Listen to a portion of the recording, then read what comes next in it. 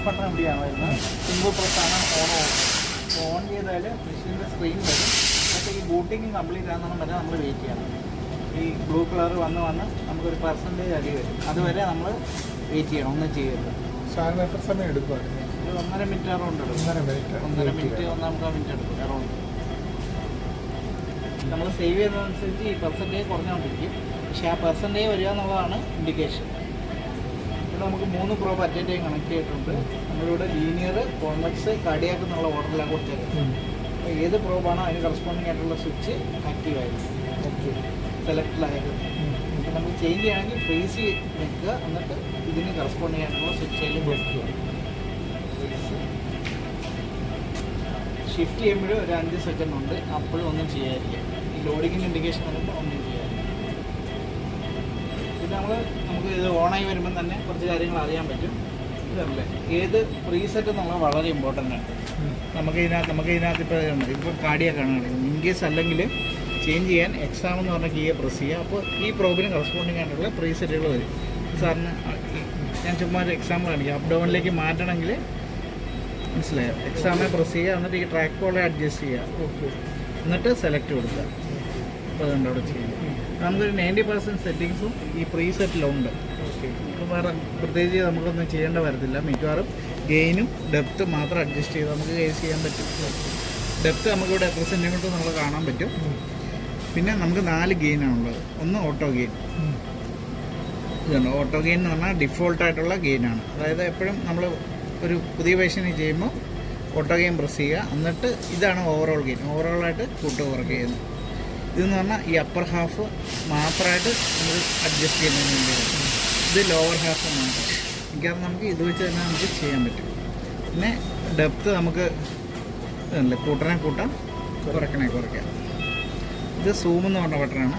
ഇപ്പോൾ നമുക്ക് ഏതെങ്കിലും ഏരിയ സൂം ചെയ്യണമെന്ന് വിചാരിച്ചു, അത് നമുക്ക് അഡ്ജസ്റ്റ് എവിടെയാണെന്ന് കൊണ്ടുവരിക, എന്നിട്ട് ഒന്നും കൂടെ സൂം പ്രസ് ചെയ്താൽ എല്ലാം ചെയ്യുക. ഏതിൽ നിന്ന് തിരിച്ചു പോകണമെങ്കിൽ 2D പ്രസ് ചെയ്യുക.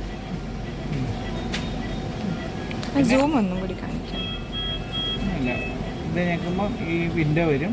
അത് നമുക്ക് എവിടെയാണ് വെക്കേണ്ടതെന്ന് വെച്ചാൽ അത് കർസർ കൊണ്ട് അഡ്ജസ്റ്റ് ചെയ്യുക, എന്നിട്ട് സൂം പ്രസ് ചെയ്യുക.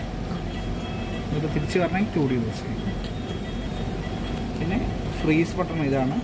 ഫ്രീസ് ഉണ്ട്. നമുക്ക് സാധാ കാലിപ്പർ മെഷർമെൻറ്റ് അങ്ങനത്തെ കാര്യങ്ങൾ എടുക്കണമെങ്കിൽ കാലിപ്പർ ഞെക്കി കഴിഞ്ഞാൽ ഒരു വിൻഡോ വരും. അതിൽ യെല്ലോ ആയിരിക്കും നമുക്ക് ആക്റ്റീവായിട്ട് ചേഞ്ച് ചെയ്യാൻ പറ്റുന്ന എൻഡ്.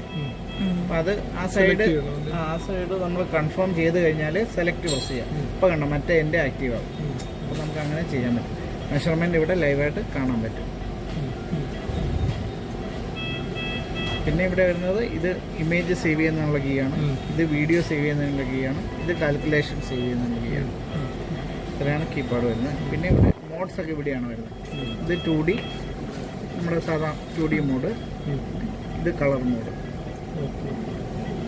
ഡോപ്ലറാണെങ്കിൽ ഇതിൽ നിങ്ങൾക്ക് കർസർ കറക്റ്റ് അഡ്ജസ്റ്റ് ചെയ്തിട്ട് ഡോപ്ലറിലേക്ക് ഡോപ്ലർ. പിന്നെ ഇത് മോഡ് മോഷൻ മോഡ്.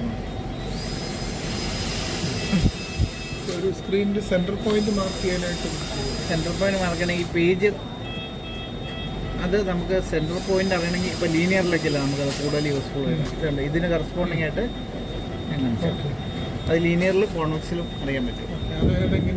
ഞാൻ കാണിച്ചു. അപ്പോൾ നമുക്ക് ഇതല്ലേ ഇതായിരിക്കും നോർമൽ പേജ്. ഇതിൻ്റെ സെക്കൻഡ് പേജിലേക്ക് പോവാം. അത് ഇതാണ് സെൻറ്ററിലേക്ക്.